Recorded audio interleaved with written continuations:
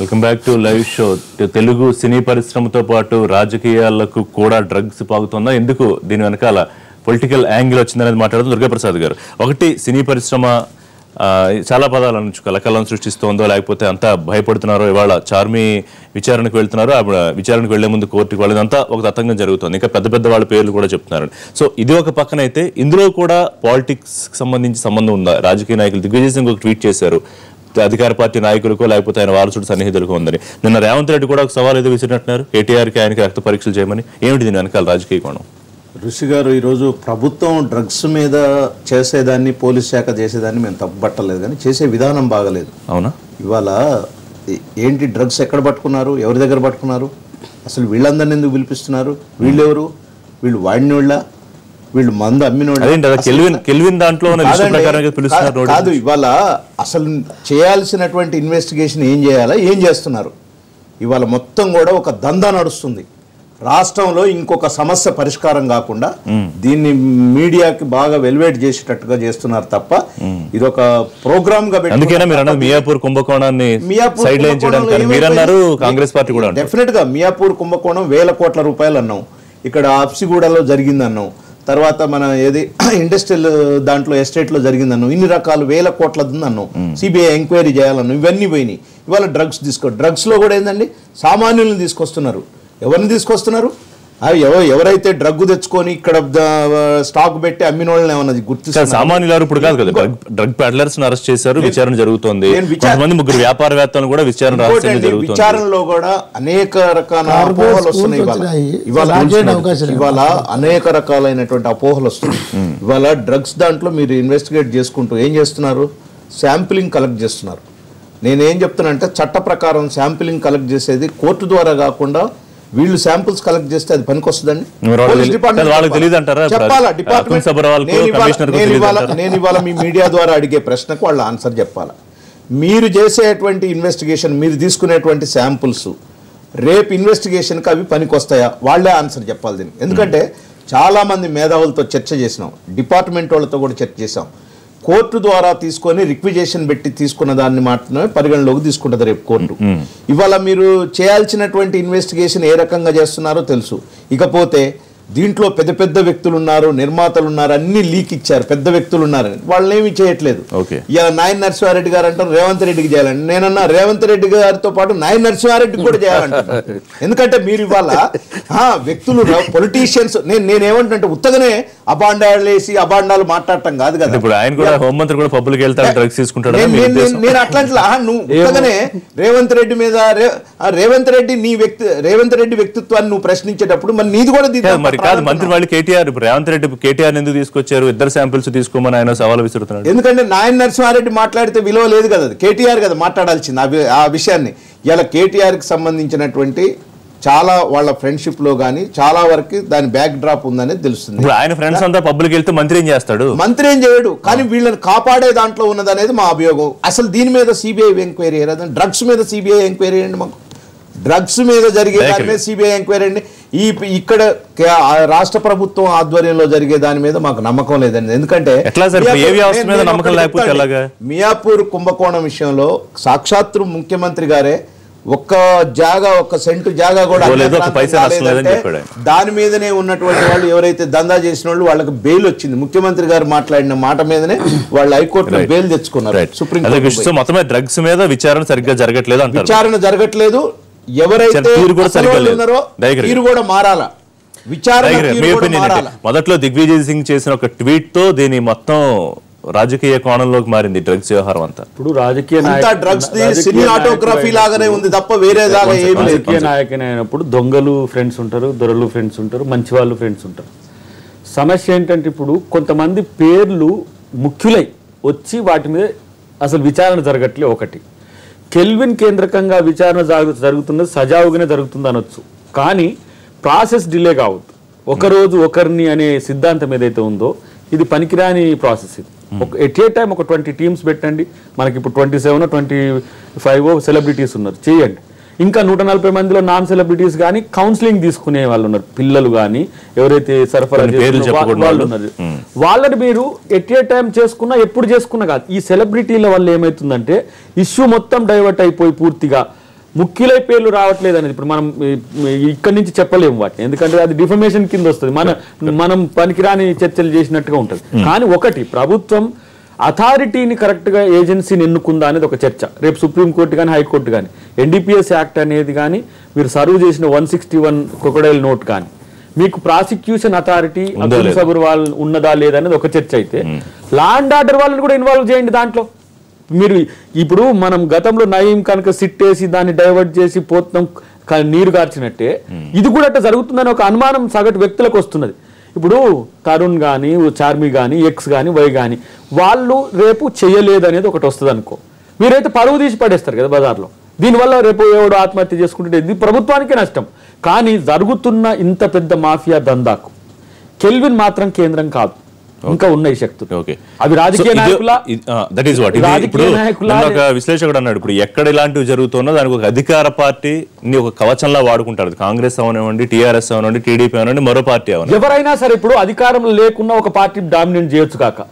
నేను చాలా కేటగిరికల్ చెప్తున్నా రిషి, ఇది ఏ కేంద్రకంగా వస్తుంది. మనం ప్రభుత్వం ఇప్పుడు గోవా అనగానే బీజేపీ ప్రభుత్వం అని, ఇంకొక సూరత్ మీరు చెప్పేదంతా బానే ఉంది, మరి ఏ ఆధారాలు ఉన్నాయని దిగ్విజయ్ సింగ్ ట్వీట్ చేసి మొత్తం ఒక దుమారం లేవగొట్టారు. ఇప్పుడు ఒక ఎక్స్, ఇప్పుడు ఒకవేళ దాన్ని చెప్పాలంటే ఇప్పుడు దాన్ని చెప్పడానికి ఇప్పుడు ఆన్ రికార్డ్ చెప్పలేము, కానీ వాళ్ళ ఫ్రెండ్స్ పేర్లు సోషల్ మీడియాలో ఫ్రీగా వస్తున్నాయి. ఎవరైతే వాళ్ళు బ్రాండ్ అంబాసిడర్లు పెట్టినరో, ఎవరైతే వాళ్ళు కలిసి తిరుగుతుండ్రో, ఎవరితోనైతే వాళ్ళు నిరపుతున్నారో వాళ్ళ పేర్లే సోషల్ మీడియాలో వచ్చినప్పుడు ఇప్పుడు మీ ఫ్రెండ్ నా ఫ్రెండ్ ఉన్నాడండి, అక్కడ ఆయన ఎక్కడికి పబ్కి ఎంక్వైరీ జరగదు, మీకు నాకు ఏంటి సంబంధం కాదు, దాని మీద ఎంక్వైరీ జరగాలి. ఇప్పుడు గతంలో కాంగ్రెస్ పార్టీ నాయకులు ఉన్నారని ప్రచారం జరిగింది, దేంట్లో నయీంకు సంబంధించిన కేసులో ఒక్క నాయకుడు కూడా రాలేదు. ఎందుకు రిషి అంటే వాళ్ళను మనం మద్దతు చెప్తున్నట్ట ప్రభుత్వం? ఇది ఇప్పుడు అనుమానాలు. మీరు మియాపూర్ కుంభకోణంలో కూడా ఇంతవరకు ఏ నాయకుని పేరు లేదు, అసలు ముఖ్యమంత్రి అయితే స్కామే లేదని చెప్పిండు. అంటే దొంగల్ని కాపాడడానికి కాదు మనం ప్రభుత్వం ఉంది, దొంగల్ని పట్టుకోవడానికి. ఇప్పుడు వీళ్ళు కేవలం వాడకందారులా లేదంటే సబ్స్టిట్యూట్ గా వీళ్ళు సరఫరాదారులు అంటే చాలా మంది మీరు విట్నెస్ కొరకు ఎంక్వైరీ చేసిన వాళ్ళు మాత్రమే ఉన్నారు. విట్నెస్ ఎప్పుడు అక్యూజ్డ్ కాదు. అక్యూజ్డ్ కెల్విన్ కి సరఫరా చేస్తున్న ఒక్కరిని పట్టుకోవట్లే. ఇది సమస్య. ఎక్కడ ఇప్పుడు కస్టమ్స్ నుంచి అది వస్తుందా, లేదంటే ఎయిర్పోర్ట్స్ నుంచి వస్తుందా, లేదంటే మన లోకల్ గంజాయి ఎక్కడి నుంచి ఏ కేంద్రకంగా వస్తుంది, ఇది తేలట్లే. ఇప్పుడు రోజు మనం మీ మీడియా బ్రేకింగ్స్ అన్ని కూడా ప్లేట్లు గుద్ది చంపేదంతా కూడా ఈయన 11 గంటల విచారణ, ఆయన 12 గంటల విచారణ. Telugu Desam party president Revanth Reddy phone line లోకి వచ్చారు. ఆయన కేటీఆర్ కి ఎందుకు సవాల్ విసిరారు, రక్త పరీక్షలకి సిద్ధం అన్నారు, లేదా ఉరిశిక్ష అన్నారు, ఎందుకు అన్నారు, ఆయనతోనే మాట్లాడతారు. రేవంత్ రెడ్డి గారు నమస్తే. రిషి గారు నమస్తే. ఏంటి డ్రగ్స్ వ్యవహారంలో మీరు నేను ఏదో సవాల్ విసిరారు, మంత్రి రక్తం తీసుకోమన్నారు, మీ రక్తం ఇస్తా అన్నారు, ఏంటి? నాయన నరసింహారెడ్డి గారు మన మీడియాతో మాట్లాడుతూ బీజేపీ రఘునందన్ రావు తెలుగుదేశం పార్టీ రేవంత్ రెడ్డికి పబ్లిక్ అలవాటు ఉంది, ఎప్పుడో రోజు బొక్కలకు వెళ్తారని హోంమంత్రి గారు మా పేర్లు తీసుకున్నారు. కరెక్ట్. సో దానికి సమాధానంగా, అయ్యా హోంమంత్రి గారు మీ చేతిలో శాఖ ఉంది కదా, విచారణ చేస్తుంది కదా, ఈ రోజు రఘునందన్ వైపు నుంచి తను వివరించుకోండి. నా వరకు నేను అనేది ఏంటంటే, నేను పుట్టినప్పటి నుంచి ఈ రోజు వరకు లిక్కర్ ముట్టుకున్నట్టు కానీ డ్రగ్స్ ముట్టుకున్నట్టు కానీ ఉంటే ఏ శిక్షకైనా సిద్ధం. నేను నా రక్త నమూనాలు కానీ ఏమి కావాలన్నా, ప్రభుత్వానికి గోర్లు కావాలన్నా, ఎటుకలు కావాలన్నా, ఇంకేమన్నా కావాలన్నా ఏమన్నా తీసుకోండి, నేను శీల పరీక్షకు సిద్ధంగా ఉన్నా. నాతో పాటు కేటీఆర్ మీద కూడా అనుమానాలు ఉన్నాయి. అది ఇక్కడే పాయింట్ కాదు కదా, ఇక్కడే పాయింట్. రేవంత్ రెడ్డి గారు ఒక్క నిమిషం, మీ మీద ఎలిగేషన్ చేశారు, మీరు సమాధానం చెప్పారు, మంత్రిని ఎందుకు తీసుకొచ్చారు? ఆయన మీద కూడా ఎలిగేషన్స్ ఉన్నాయి కాబట్టి ఇప్పుడు సర్కమ్స్టాన్షియల్ ఎవిడెన్స్ అంటారు దీన్ని. వాటే లాలో ఏమంటారంటే సర్కమ్స్టాన్షియల్ ఎవిడెన్స్ అంటే చుట్టూతున్న పరిస్థితులను, వాతావరణాన్ని బట్టి కొన్నిసార్లు కొంతమంది మీద అనుమానం వస్తుంది. అనుమానం వచ్చిన వాళ్ళందరూ కూడా నేరస్తులు గారు. ఈ రోజు కేటీఆర్ చుట్టూతో ఉన్న వాళ్ళందరి చుట్టూతో ఉచ్చు బిగుస్తున్నది కేటీఆర్ గారు, వాళ్ళని కాపాడుతున్నారు అన్నట్టుగా చర్చలు జరుగుతున్నాయి. కాబట్టి ప్రభుత్వంలో ఉన్న పెద్దలు మీకొక నీతి మాకొక నీతి కాదు, నన్ను బొక్కలకు దోస్తాను కదా, సంతోషం, నేను రక్త నమూనాలు ఇవ్వడానికి శీల పరీక్షకు సిద్ధంగా ఉన్నా. మేము ఆరోపణ చుట్టూత రాష్ట్రమంతా కూడే కూస్తున్న కేటీఆర్ రక్త నమూనాలు ఇవ్వడానికి లిక్కర్ కు సంబంధించి కానీ డ్రగ్స్ కు సంబంధించి కానీ ఆయన వినియోగం చేయడం లేదు అని చెప్పి ప్రజల ముందర నిలబడి శీల పరీక్షకు సిద్ధంగా ఉన్నాడా అని మొదటి ప్రశ్న. రెండవది మేము ఏమంటున్నామంటే, ఎక్సైజ్ శాఖకు గుడంబ తయారీదారులను పట్టుకునేది, గంజాయి తయారీదారులను పట్టుకునేది, లేకపోతే సమయం ఇచ్చిన తర్వాత వైన్ షాప్లు బార్లు నడిపే వాళ్ళని ఊహించే శక్తి సామర్థ్యాలే ఉన్నాయి తప్ప ఇతర దేశాలలో తయారు చేసిన మారక ద్రవ్యాలను ఇతర రాష్ట్రాల నుంచి వచ్చి ఇక్కడ సరఫరా చేస్తున్న వాళ్ళని పట్టుకునే సామర్థ్యం లేదు. ఇతర దేశాలలో ఖాతాలలో కోట్ల రూపాయలు లావాదేవీలు జరిగినాయని అదే అధికారి చెప్పాడు. ఇతర దేశాల నుంచి నన్ను చంపుతామని బెదిరిస్తున్నారని ఆ విచారణ అధికారే డీజీపీకి ఫిర్యాదు చేసుకోవాల్సిన పరిస్థితి వచ్చింది. కాబట్టి ఈ రోజు వినియోగదారులను పిలవడం వల్ల, విచారణ చేయడం వల్ల కొంతమేర సమాచారమే వస్తుంది తప్ప పూర్తి స్థాయిలో కేసు విచారణ జరగదు. కాబట్టి సరఫరాదారులను, తయారీదారులను పట్టుకోవాలన్నప్పుడు డైరెక్టరేట్ ఆఫ్ రెవెన్యూ ఇంటెలిజెన్స్ డిఆర్ఐని, ఈడీని, ఎన్ఫోర్స్మెంట్ డైరెక్టరేట్ ను, అదే విధంగా నార్కటిక్ డ్రగ్స్ ను, అంటే సెంట్రల్ గవర్నమెంట్ ఆధ్వర్యంలో ఇలాంటి నేరాలకు పూర్తి స్థాయిలో విచారణ చేయడానికి సంస్థలు ఉన్నాయి. కాబట్టి కేంద్ర ప్రభుత్వానికి లేఖ రాసి తక్షణమే వాళ్ళ సహాయం తీసుకొని చెయ్యండి. మీరు అలా చేయలేదంటే మీ విచారణ మీదనే మాకు అనుమానం ఉంది. కొంతమంది ఒక్కసారి లైన్ లో ఉండండి, ఒకసారి లైన్ లో ఉండండి. జగన్నాథం గారు ఏం చెప్తారు? రేవంత్ రెడ్డి గారు ఒక్క నిమిషం లైన్ లో ఉండండి సార్. రేవంత్ రెడ్డి గారు ఆంధ్రప్రదేశ్ డీజీపీ రియాక్ట్ అవుతూ ఏమన్నారంటే డ్రగ్స్ పట్టుకున్నామని చెప్పేసి చెప్పారనమాట. అంటే ఇప్పుడు డ్రగ్స్ అక్కడ పోలీసుల పాత్ర మీద కూడా అనుమానం ఉందన్నాడు. పోలీసు పాత్ర అంటే అక్కడ డ్రగ్స్ దొరికాయి కాబట్టి ఇప్పుడు చంద్రబాబు నాయుడుకి రక్త పరీక్షలు చేద్దామా నెంబర్ 1. మీరు అక్కడికి అట్లా లింక్ పెట్టారు. ఏదైనా సోషల్ మీడియాలో మీ కేటీఆర్ పేరు వస్తుంది కాబట్టి అక్కడ నరసింహారెడ్డి రేవంత్ రెడ్డికి పరిశీలన పోతారని అంటారా? బోడగుండుకి నీ ప్రశ్న నీకు సంధిస్తున్నాను. నీకు అంత ఉలికెందుకు, నీకు ఉలికెందుకు పడతావు నువ్వు? నేను చెప్పేది ఏంటంటే వ్యవస్థలో ముఖ్యమంత్రి రేవంత్ రెడ్డి గారు మీరు చక్కగా వివరించారు ప్రతి పాయింట్. మీరు కూడా పాయింట్ కి రండి. ఆయన అనుమానాలు ఉన్నాయి, నేను ఇస్తాను, కేటీఆర్ గారు కూడా సిద్ధమా అని అవసరం. అయితేనంటే ఇదే విధంగా అధికారంలో ఉన్నప్పుడు లేదా ఇటువంటి అలిగేషన్స్ లేదా చేస్తూ ఉంటారు. ఏంటంటే బేస్లెస్ అలిగేషన్స్. కాబట్టి వీటికి మీరు మా మంత్రి గారు చేసినారు కదా, ఎవరు నాయన నరసింహారెడ్డి గారు, ఆయన అడుగు కేటీఆర్ జోలికి ఎందుకు పోతారు? ఆయన అడుగు కేటీఆర్ కి ఏ సంబంధం లేదని నెంబర్ 2 నో ప్లీజ్ మీరు మాట్లాడొద్దని చెప్పాను, మాట్లాడొద్దంటే ఆయన తీసుకుంటున్నారు వచ్చింది. తర్వాత రెండవది ఇప్పుడు ఫ్రెండ్షిప్ లో ఇందాక మీరంతా కూడా మాట్లాడారు. ఫ్రెండ్షిప్ లో ఎవరో ఉంటారు. ఇప్పుడు చంద్రబాబు నాయుడు గారి దగ్గర ఒక ఆయన నేను కోలా అని పేరు లాటరీలో మీరు మధ్యలో చంద్రబాబు నాయుడు వ్యవస్థ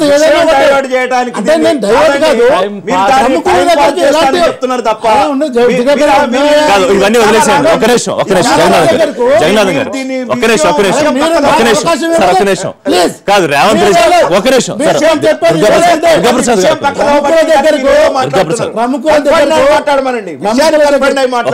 ప్రముఖుల దగ్గరకు ఏమిటంటే మంచి వాళ్ళు వస్తుంటారు, చెడు వాళ్ళు వస్తుంటారు. మేము గుర్తుపట్టలేదు. ఇప్పుడు రేవంత్ రెడ్డి ఒక సవాల్ విసిరారు. ఆయన ఫోన్ లైన్ లో సమాధానం చెప్పండి. మీరు అందరూ అడ్డుపడితే ఎట్లండి? స్ట్రైట్ గా రేవంత్ రెడ్డి క్వశ్చన్ ఆన్సర్ కానీ ఇది నేపథ్యం. చెప్పండి, టైం తొందరగా. మీరు నాకు టైం లేదంటే నేను చెప్పండి. This are very unfair. మీరు అందరితో మాట్లాడిస్తారు, మాకు ఆన్సర్ చెప్పడానికి మీరు మీ టీవీ ఏంటి మాకు బురదలే ప్రయత్నాలు ఉన్నాయి. రేవంత్ రెడ్డి గారి ప్రశ్నకి సమాధానం చెప్తారు. పాయింట్ నేను ప్రశ్న అయితే ఏమని మీరు అడ్డుపడకండి మీరు. సో నేను చెప్పేది ఏమిటంటే ప్రముఖుల్లో ఉన్నప్పుడు లేదా సహజంగా జరుగుతూ ఉంటాయి ఇవి. ఏ విధంగా ఆనాడు మరి చంద్రబాబు నాయుడు వాడిని నిలబొట్టేసాడు. చంద్రబాబు నాయుడు సంగతి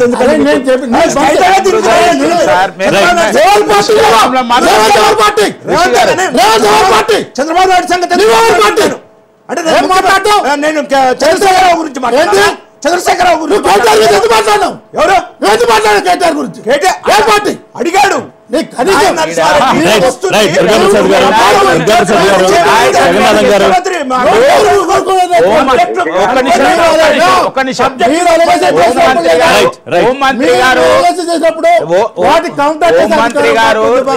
మీరు మా మంత్రి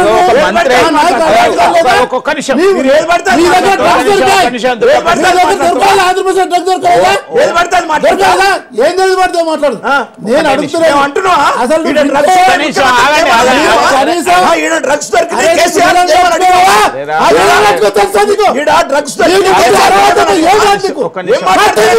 సీనియర్ పొలిటీషియన్ చెప్పేది నేను డ్రగ్స్ దొరికి కేసీఆర్ కి చేయమని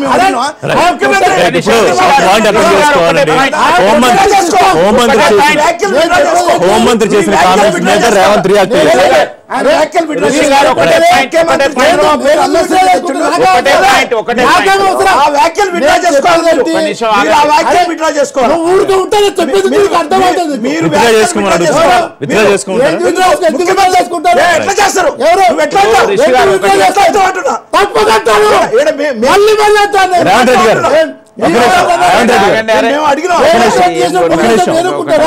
రేవంత్ రెడ్డి గారు నేను అక్కడ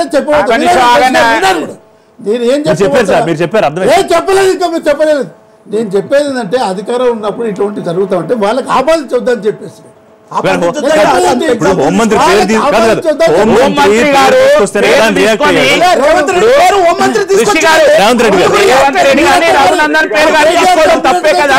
గారు తీసుకున్నప్పుడు వాళ్ళు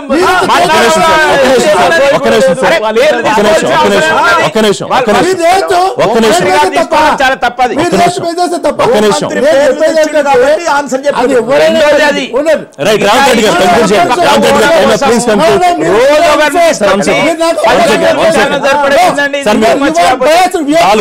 మీరు 4 నిమిషాలు మాట్లాడారు. మీకు టైం చెప్తాను. మీరు ఎంతసేపు మాట్లాడారు? రేవంత్ రెడ్డి గారు సార్ ఒక్క నిమిషం. రేవంత్ రెడ్డి గారు కంక్లూడ్. రేవంత్ రెడ్డి గారు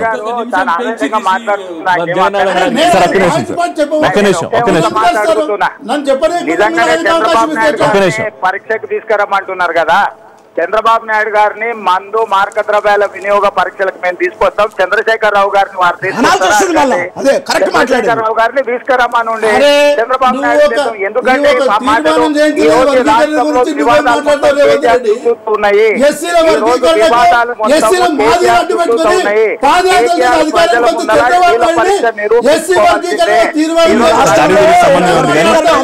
చంద్రబాబు నాయుడు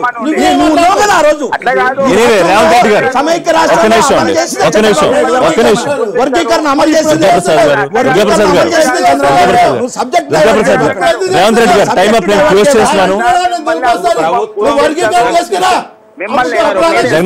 రేవంత్ రెడ్డి గారు మీరు సవాల్ విసిరారు. చూద్దాం మరి మంత్రి స్పందిస్తారా లేకపోతే పార్టీ నుంచి అఫీషియల్ రెస్పాన్స్ వస్తుందో. థ్యాంక్ యూ రేవంత్ రెడ్డి గారు. Thank you very much.